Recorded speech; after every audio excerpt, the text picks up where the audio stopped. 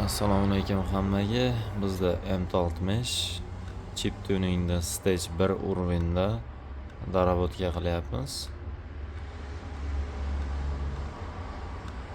Pedal chustitellarni ham, zazginalarni ham hamma yo'llarini o'ta darajada idealni qilib terib chiqyapmiz. Xalosli xodlar. Mana buni qarang. Sinab ko'ramizmi? Nima ekan? Tonda usti yaltiroq, ichi qaltiroq bo'lgan agnetushitellarning muhokamasi avj olmoqda. Instagramda tarqalayotgan videolarda agnetushitellarning birining teshigi bo'lmasa, birining bosimi yo'q.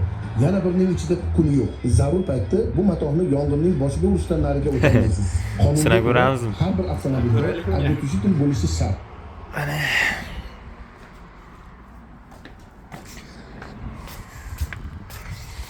qiziqishga qani.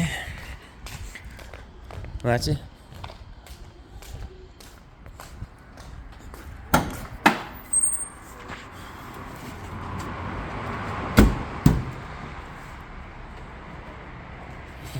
İşlemese ya. Belki işler.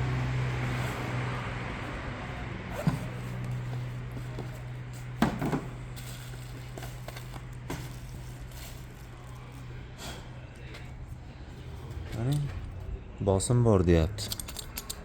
İchida kukuni borga o'xshayapti.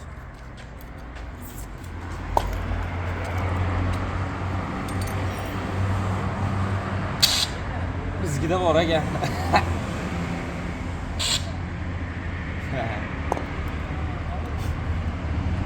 İmkon qadar ishonchli joydan olib tekshirib qo'yishni tavsiya qilaman. Biznikida bor ekan, Allohga shukr.